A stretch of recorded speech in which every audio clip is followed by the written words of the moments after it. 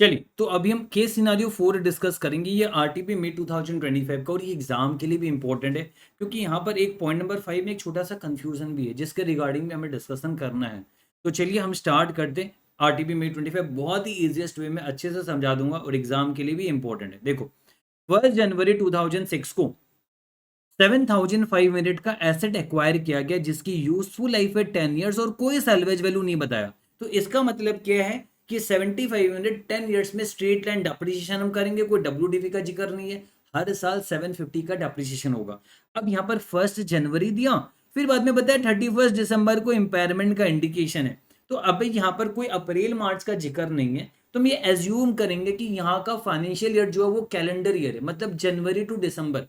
तो उस हिसाब से आप एक गलती कर सकते हो। एग्जाम में ऐसे क्वेश्चन में गलती होती है, पता है क्या गलती होती है? हम देखते हैं 1 जनवरी 2006 को मशीन खरीदे हैं, हम ईयर एंड मानते हैं 31 दिसंबर 2007। जनरली ऐसा होता है क्योंकि अप्रैल से मार्च वाला हमारे दिमाग में बैठा हुआ रहता है कि अप्रैल 2006 से तो फाइनेंशियल ईयर एंड होता है मार्च 2007। तो ठीक वैसे कहीं ना कहीं हमारे दिमाग में ये रहता है कि 1 जनवरी 2006 तो मतलब 31 दिसंबर 2007, ये दिमाग में कभी कभी चला जाता है कंफ्यूजन। तो ये गलती मत करना, कई सारे बच्चे ऐसे गलती कर चुके ऑलरेडी। तो ये समझो 1 जनवरी 2006 का ईयर एंड कब होगा? 31 दिसंबर 2006, ना कि 2007। तो उस हिसाब से आप देखो, अब सीधा 31 दिसंबर 2007 यानी कितना, 2 साल के बाद की बात कर रहा है। आफ्टर 2 ईयर्स, यानी 2006 दिसंबर 2007 दिसंबर, आफ्टर 2 ईयर्स 240 का इंडिकेशन मिल रहा है इंपेयरमेंट का। Indicators of impairment noted and impairment loss allowance accounted. तो मैं यहां पर ये पूरा समझाऊंगा, एमसीक्यू अपने आप बनेगा। फिर देखो, कॉस्ट आपका कितने का है एसेट का? कॉस्ट कितने का? 7,500 का है। डेप्रीशिएशन हम मारेंगे 31 दिसंबर 2006 को 750। फिर हम वापस से डेप्रीशिएशन मारेंगे 31 दिसंबर 2007 को, कितना? 750। तो इस प्रकार से आपका कैरिंग अमाउंट आएगा कब? 31 दिसंबर 2007 को कैरिंग अमाउंट आएगा 6,000। अब हम क्या करेंगे पता है? अब हमें पता चला कि 240 का इंपेयरमेंट का इंडिकेशन है, तो 240 का इंपेयरमेंट लॉस बुक करेंगे। ये कर दिया हमारा। तो हमारा कैरिंग अमाउंट आ रहा है, रिवाइज्ड कैरिंग अमाउंट आ रहा है 31 दिसंबर 2007 को, कितना? 5760। मेरे ख्याल से यहां पर आपको कोई भी परेशानी नहीं, ये पूरा समझ में आया आपको। हम पूरा करते जाएंगे जैसा जैसा क्वेश्चन ने बोला उस हिसाब से। फिर देखो इसके बाद आगे क्या बोला, सीधा 28 फेब 2009 को आ गया और बोला कि इस दिन एसेट क्लासीफाई हुआ एज हेल्ड फॉर सेल। यानी इंडेक्स 105 लग जाएगा आपका 28 फेब से। और आपको इंडेक्स 105 के प्रोविजन पता है, द मोमेंट कोई एसेट अगर क्लासीफाई हो जाए एज हेल्ड फॉर सेल तो उस दिन से डेप्रिसिएशन स्टॉप हो जाता है। हाँ, उस दिन तक का डेप्रिसिएशन आप चार्ज करोगे, फर्दर उसके बाद डेप्रिसिएशन नहीं चार्ज होता है, क्योंकि अब वो यूज है ही नहीं, हेल्ड फॉर यूज है ही नहीं। जो हेल्ड फॉर सेल होता है उसमें हम डेप्रिसिएशन नहीं लगाते, उस पे हम क्या करते, कैरिंग अमाउंट या fair value minus cost to sell whichever is lower में हम रिकॉग्नाइज करते हैं। क्योंकि जो भी एसेट आपका हेल्ड फॉर यूज होता है उस पर डेप्रिसिएशन चार्ज होता है।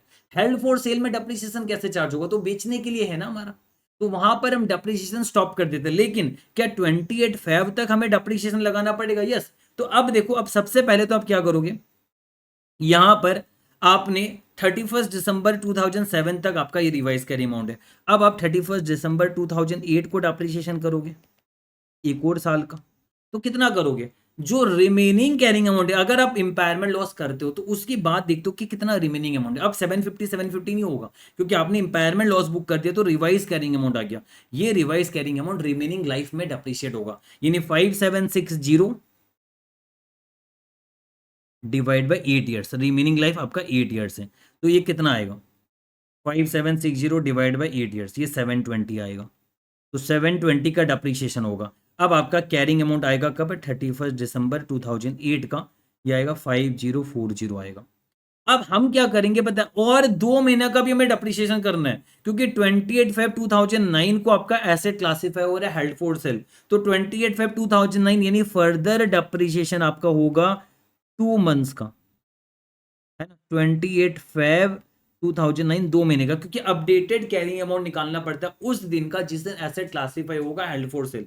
तो हम क्या करेंगे, यहां पर हम वही करेंगे। अब हमें जैसे कि पता है 720 करके आपका हर साल डेप्रिसिएशन होना है, बट 720 तो आपका 1 साल का होता, तो 2 महीने का कितना होगा, क्योंकि अब 5760 डिवाइड बाई 8 हर साल 720 होगा, तो हर साल नहीं, अब तो 2 महीने का ही करना है, तो 720 इंटू 2/12 करोगे,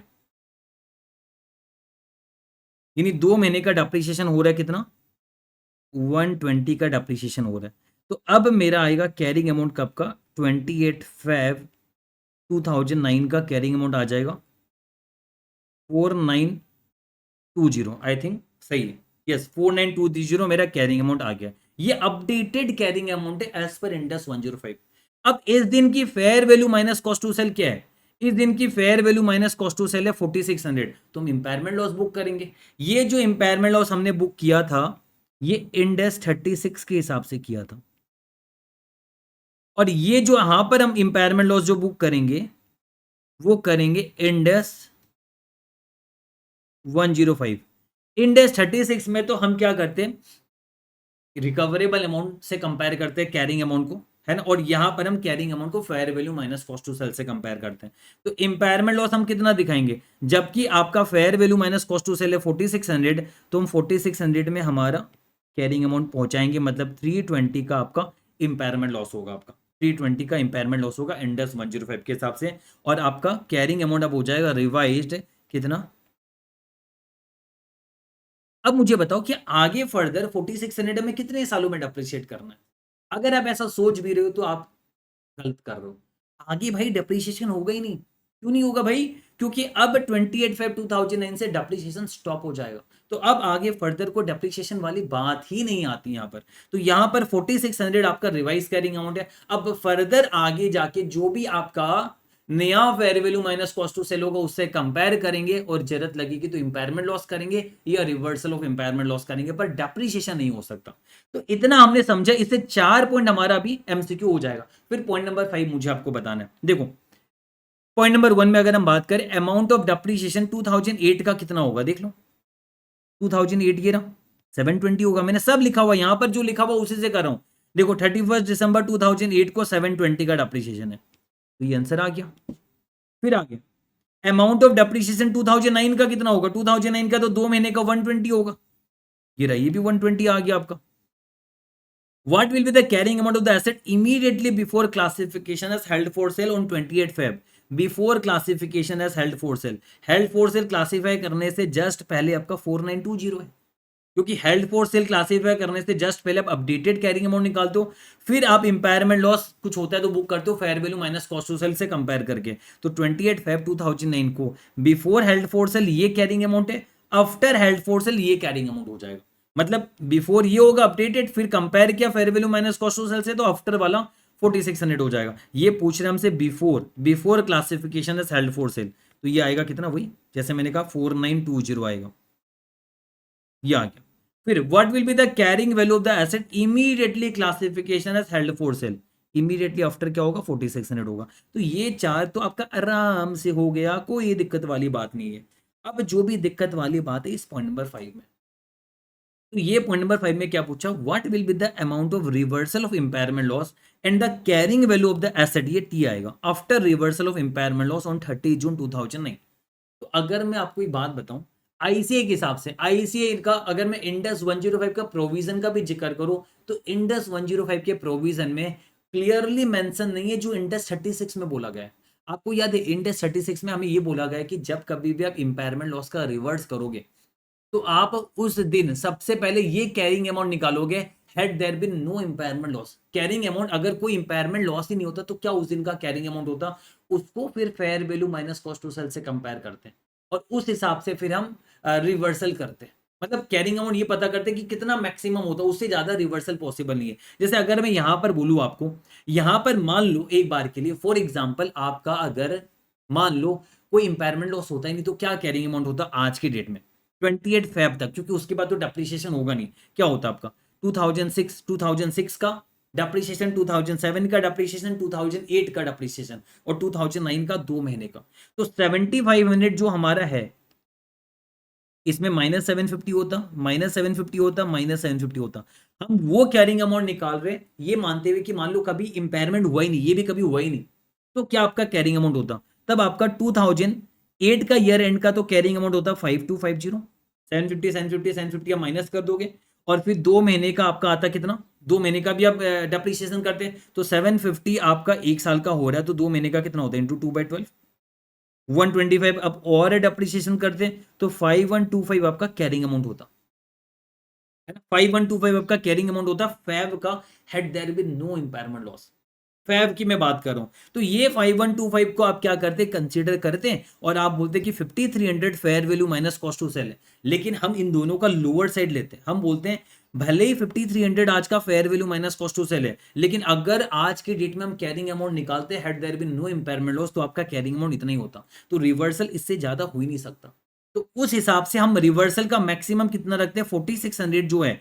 ऐसे तो क्वेश्चन बोला 5300 fair value minus cost to sell है, तो हम रिवर्सल 4600 से 5300 के बीच का 700 रिवर्सल नहीं करते, हम बोलते हैं 4600 से 5125 के बीच का डिफरेंस, यानी कितना 525 का ही हम रिवर्सल कर सकते हैं। ये तो इंडेस 36 की बात हो गई। बट इंडेस 105 में इसके रेस्पेक्ट में कोई भी क्लैरिटी नहीं है। इवन एक आईसीए का एग्जाम्पल भी है, वहां पर भी आईसीए ने क्या क्या बताया, आईसीए ने ये माना इंडेस 105 में कि जितना इंपायरमेंट हुआ है पूरा का पूरा सारा रिवर्स कर सकते। तो एग्जाम में भी इंडस 105 के रेस्पेक्ट में आपको आईसीए के हिसाब से जाना है, क्योंकि आईसीए बहुत सारी जगह में थोड़ा सिंपल रख देते हैं और जबकि थोड़ी क्लैरिटी भी नहीं है इंडस 105 के प्रोविजन में। पर देखा जाए तो बेस्ट प्रैक्टिसेस तो यही होगा कि हमें इतना ही रिवर्स करना चाहिए, ये मानते हुए कि कभी इंपायरमेंट लॉस होता ही नहीं, तो आपका कैरिंग अमाउंट आज के डेट में इतना ही होता मैक्सिमम, तो रिवर्सल भी मैक्सिमम इतना ही होना चाहिए, ये मेरा मानना है। बट हम आईसीए के हिसाब से जाएंगे और आईसीए इंडस 105 में क्या कर रहा है, वो ये मान के चल रहा है कि, और प्रोविजन में भी क्लैरिटी नहीं है, तो वो ये मान के चल रहा है कि जितना आपने पहले इंपायरमेंट लॉस बुक किया बोथ एज पर इंडेस 36 एंड इंडेस 105, उतना आप मैक्सिमम रिवर्स कर सकते हो। तो यहां पर जबकि 320 का आपने इंडेस 105 के हिसाब से इंपायरमेंट लॉस चार्ज किया था और 240 का आपने एज पर इंडेस 36 चार्ज किया था, तो इंपायरमेंट लॉस आपने देखा जाए तो कितना चार्ज किया, 240 और एक 320, यानी कितना आता है 560। तो 560 जो है, ये 560 जो है हम क्या करेंगे, रिवर्स करेंगे, और 560 रिवर्स करेंगे तो कितना बनेगा 4600 फिलहाल आपका कैरिंग अमाउंट है। 560 का आप रिवर्सल करोगे तो 5160 आएगा, मतलब 560 5160 ये वाला आंसर होगा। तो आपको ये ध्यान रखना है कि क्या करना है, आप ये नहीं कर सकते, ये मेरा मानना है बेस्ट प्रैक्टिसेस ये होना चाहिए। बट जबकि इंडेस 105 के प्रोविजन में इसके रेस्पेक्ट में क्लैरिटी नहीं दी गई, बस ये बोला कि हाँ ये जितना आपने पहले इंपायरमेंट लॉस बुक किया इंडेस 36 105 उस हिसाब से आप रिवर्स कर सकते हो, तो उतना ही लिखा हुआ। अगर मैं आपको दिखा भी दूं यहाँ पर,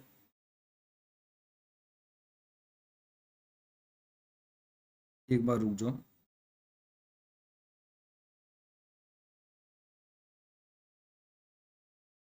ये देखो, the entity shall recognize the gain for any subsequent increase in fair value to the extent that it had not been recognized in accordance para 9, not in excess of the cumulative impairment loss that has been recognized either in accordance with this index, either in accordance with this index or previously in accordance with index 36।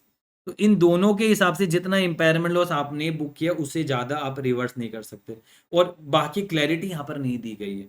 तो इसीलिए हम क्या करेंगे, मैंने जैसे कि आपको समझाया, हम एग्जाम में ये अप्रोच नहीं लगाएंगे इंडेस 35 में, इंडेस 105 में सॉरी, हम इंडेस 105 में हम जितना इंपायरमेंट लॉस आपने पहले बुक किया है उतना रिवर्स कर सकते हो, तो ये वाला आंसर होगा, ये वाला ध्यान दे देना आप अच्छे से।